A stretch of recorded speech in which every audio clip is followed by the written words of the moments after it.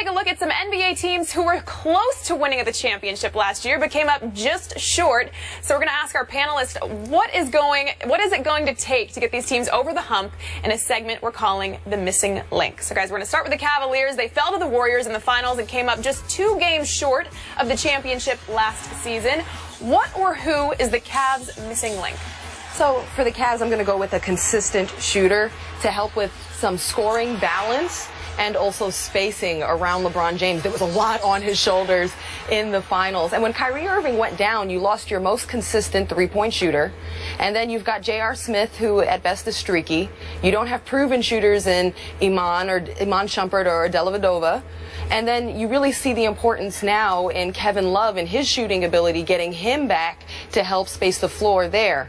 Now, another way to space the floor that I thought was interesting, too, I covered the Warriors this season, and Andrew Bogut said to me, Tristan Thompson spaces the floor. Why? Because he crashes the glass so hard. So he goes so hard every single time that Bogut said the key is I can't let him be in open space because then I'll never be able to box him out. I got to keep contact, which means I got to stay close, which means I'm defending him like a three-point shooter. Bogut said he actually had to defend Tristan Thompson the same way he would defend Kevin Love as a shooter because of Thompson's offensive rebounding ability. So as long as you can help space the court and clear it out and help it for other people, I think that's what the Cavs need. This is so easy to me. I mean, listen, they need a healthy Kyrie Irving. They need a healthy Kyrie Irving. I think right now we're talking about them winning the title instead of the team who covered the Golden State Warriors. I think they would have still won. Maybe. I mean, they may have, but listen. We'll never know. What Kyrie does is he takes so much. You said they need a shooter. They need a scorer. That's Kyrie. That's what he does. He can get to the basket whenever he wants. He was never healthy throughout really the entire playoffs. And we didn't see it. They were able to get there. They were able to put some pressure, on Golden State, even without having Kevin Love. I mean, I don't even think Kevin Love, losing him, is going to matter that much. They're much better defensively without Kevin Love in the lineup. Let's face it, Tristan Thompson, not even close. Mozgov, rim protector. Mozgov, all of it. But Kyrie Irving is a key here. If he comes in, again, he takes the pressure off. He can make plays. He can let LeBron be more of a facilitator. At the end of the game, we all knew every single play, give the ball to LeBron. They couldn't even get it to him half the time until there was 7-8 in the shot clock.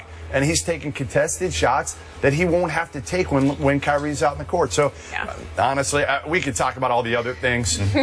Black learning for another year and getting better in coaching over here, but it's Kyrie. Yeah. I think David Blatt is hoping he's not missing as a part of this link with the Cleveland Cavaliers, but story to be told with that one. For me, it's a backup small forward because, to your point about LeBron James, you can't continue to have him play 40-plus minutes. That's just not going to fly where he's going to have enough when the playoffs roll around at the end of game situations. I like this second-round pick, Sir Dominic Pointer out of St. John's, who can provide that relief. He can defend a little bit. Oh, well, he has the best name in the draft, Sir Dominic Pointer. Not King, but Sir Dominic Pointer. I like that name. I just think having that relief at the backup small forward situation because Kyrie Irving is going to be healthy. I love Tristan Thompson. They're going to resign him. Timothy Mozgov was better than I thought he was going to be. I thought he was going to be good coming from Denver. I didn't foresee what he was able to do, and I think he's going to work on his offensive game to alleviate a lot of stress on the Cleveland Cavaliers.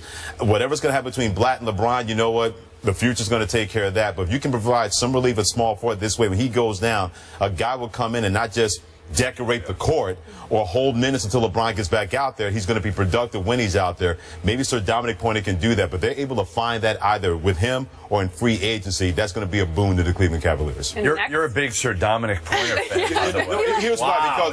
That Sir Dominic Pointer helping out now? We'll put it this way. They're going to need all hands on deck from that standpoint, and you don't have to worry about him coming in and saying, we need you to give us 20 minutes. Hey, give us 10. They give that guy a break. I think we need you to give LeBron his towel. Whatever he has to do, whatever that has to happen, and as long as we can get the name Sir Dominic Pointer for the NBA game, it's good for the Cavs. John, it's good for the country. All right, next up, the Bulls. They fell to the Cavs in the 3rd round. It took them to 6 games, though. What or who is the Bulls' missing link? I think for the Bulls, it's rejuvenation. It was a lot last season with all the Thibodeau and ownership and executive drama. And then also, you've got offense from your post players, which could use some new juice. Pau Gasol is talented, but he's up there in age. He's 35, probably playing too many minutes. Joakim Noah had a down year for himself last year offensively. And then also Derrick Rose. you hate to see him get hurt. You don't want to have that happen. You root for this guy so much, but his constant injuries are deflating. They suck the wind right out of him, out of his teammates, out of the city, out of the fan base, and it's hard, you know? So where do you get that rejuvenation from? I think you invest in Jimmy Butler. Get him back. Pay that man. He bet on himself, and he earned it. Yep. And also, you've got a new head coach, which often means a fresh start. Yeah, I know Fred Hoiberg well, and I think he's going to be able to get this team healthy, both from a physical standpoint, because he's not going to ride him the way Tibbs did. And listen, Joakim Noah was hurt all year. They should have shut him down 2 weeks before the All-Star break. They could have given him a month off, and Noah could have been healthy. He looked like he was dragging out there with the knee issues. I mean, he had every issue known to man with his legs and knees. You know, everybody was hurt on that team at some point this year. Everybody. Gasol was kind of the last one standing. He got hurt in the playoffs. So I think Hoiberg is going to understand how to bring this team together. It's just a fresh approach that these players are going to love. So Hoiberg's a guy that he could talk to him. You know, Tibbs was not a touchy-feely guy. He just wasn't. Great coach. But Hoiberg will be able to communicate with the guys. And I think this team had factions in the locker room. And it's interesting because I know all these guys, and they're really good. Derrick Rose is a great guy, but has no interest in being a leader. Zero. Jimmy Butler isn't there yet. He can't be a leader yet. And Noah's vocal, but they just have to come together, and I think Fred Hoiberg can really orchestrate that. I love what both of you guys said. I'm going to look at it from a basketball standpoint. They need a quality backup at point guard. Kirk Heinrich is 34 years of age. I like Aaron Brooks, but he's 30 years of age. He's like a spot guy more than anything else. If you can find that quality backup, so to alleviate a potential injury with Derrick Rose, because that's your most indispensable player. Noah's their leader, no doubt about that, but that's the guy that when he's rolling, we saw at times in the playoffs last year, he didn't look like an old Derrick Rose. He looked like the old Derrick Rose, where all of a sudden he's making these fantastic plays, he's energizing his team, but they need to find somebody quality behind him. This way he's not out there all the time worrying about his knee, playing a lot of those minutes. If they can find that guy, that's going to be a big-time measure for the Chicago Bulls to be successful. And from Chicago to L.A., the Clippers were up 3-1 against the Rockets in the second round of the playoffs and then blew it, losing in 7 games. What or who is the missing link for the Clippers? Clippers need some depth, because after you saw them beat the Spurs, the defending champs at the time, you thought, oh man, this is for real. It was a legacy-type game for Chris Paul with the bad hamstring, knocking down that off-the-backboard shot, and you said, God, they're going to give the Warriors trouble. This is it. But then they just collapsed. They ran out of steam. They burnt out against the Rockets. You didn't beat the Spurs to do this against the Rockets. And I think that you stay with the core, because Jordan, Griffin, and Paul, they are elite.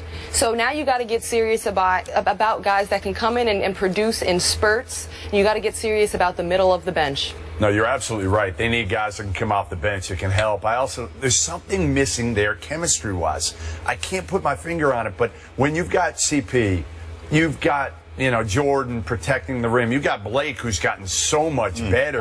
I mean, this was a guy that really wasn't very skilled when he came in, the NBA, came out of college at Oklahoma, and there's something missing there. And Doc Rivers is pretty good at managing people and managing players, but I just think there's got to be more cohesion with the Clippers. They have the talent. They don't have the bench, but sometimes you get away without, having a great bench when you've got a great starting unit. But I can't put my finger on it completely. I just think there's something missing. Is it like a lack of leadership, or? Yeah, no, I think CP, Chris Paul is a pretty good leader, and Blake's coming. He's still young. He's trying to figure it out. DeAndre's DeAndre. I think, again, maybe they need another guy, too, another wing that can really take some of the pressure off those guys. Yeah. I think scoring depth in the front line, I think that's where that has to come from, because when their big guys come in, whether it's Glenn Big Baby Davis, he tries hard, but at a certain point, those days him coming off the bench getting 10, 12 points a game like he did in Boston, those days are over as far as I'm concerned with the Clippers. Long, long gone.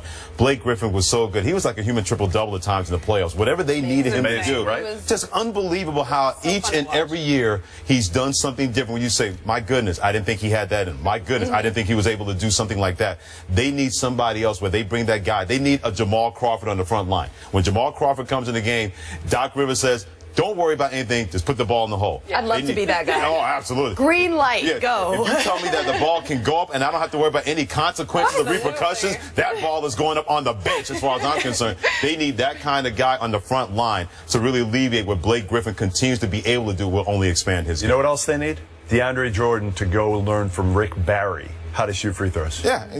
Go shoot them underhand. Brent Who Barry, cares? John Barry, any Barry. Find that Barry Manilow. I don't care. We got a Barry here. Find any Barry. Yeah, find any Barry that can make that work to make him make free throws. Well, lastly, James Harden and the Houston Rockets lost to the Warriors in the Western Conference Finals. What or who is the missing link in Houston? Rockets need a playmaker. They really missed Patrick Beverley when he was out with injury. Jason Terry is serviceable, but he's up there in age. And you saw in the finals in the playoffs with the Warriors, Harden has 13 turnovers. The ball's in his hands too much. You're asking so much of a very capable player.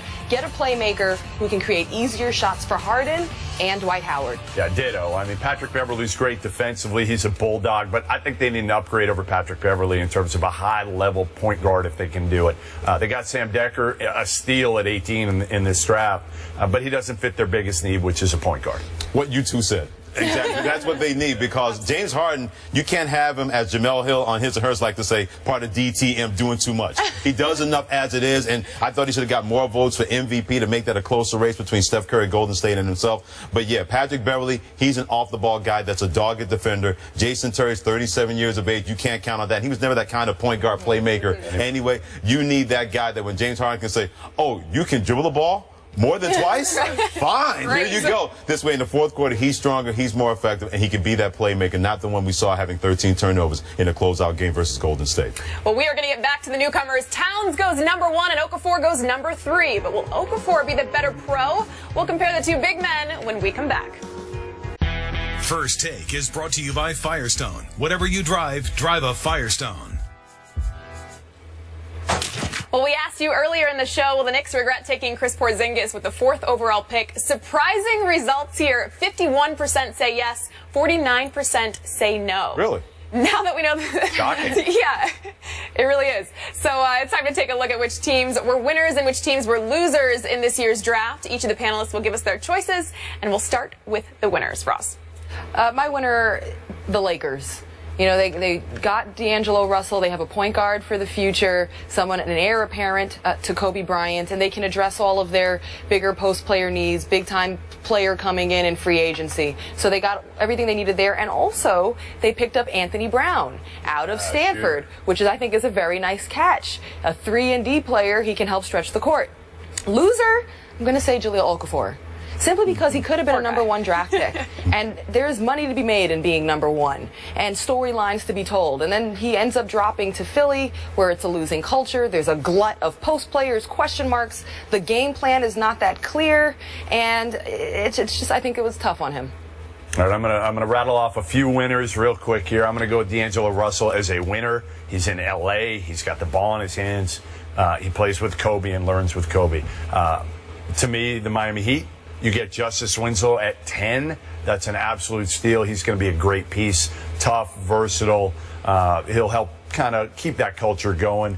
I like Kelly Oubre in Washington. They've traded up a few spots with Atlanta and got a very talented wing player. So those are my 3 winners. Losers, Okafor, totally with you there. You don't want to be in Philly. You don't want to be in that culture. Number 2, the Celtics. I thought it was a bad pick. They took Terry Rozier. He duplicates what they already have. They took him at 16. It was a reach. Danny Ainge tried to trade up and couldn't. Rozier's kind of a non-shooting combo guard. Yeah, I went winners like players, because it's hard to say teams are winners and losers after the draft, although I'm going to go against that with the loser part of this equation. Winners, D'Angelo Russell, I'm with you guys. Going to the Lakers, Justice Winslow sliding in the Heat. Sam Decker going to the Rockets at 18, where you played with James Harden and Dwight Howard. I thought he won that one. All 3 of those guys losers. Knicks and Porzingis together. If I'm wrong, I'll say I'm wrong, but I don't think I'm going to be wrong. I don't think I'm going to be wrong on this one. So if keep the tape. Right. If it comes back to haunt me, fine. I'm a Knicks fan. I wanted to, but I don't think that's going to haunt me. I think the Knicks, and to your point, the Celtics, you have enough guards, and then you drafted 2 of them when you needed somebody else that can score on the front line on the perimeter. I thought that was a strange drafting. I like R.J. Hunter. I like R.J. Hunter because he could shoot it, and the Celtics need that. But they don't. And I like Terry Rozier as a player. I don't like him in Boston. Right, as a point guard. Well, guys, thanks so much for a great show. Jeff, you got in at 4 in the morning last night. Thanks for being here with us. I'm ready to go. I got a show tonight. My wife bought tickets for a show. I'm ready to go. What show? I don't even know. No idea. He's a good sport. He's a good sport. I'm just going to snore through. First Take will return July 9th. We will see you then.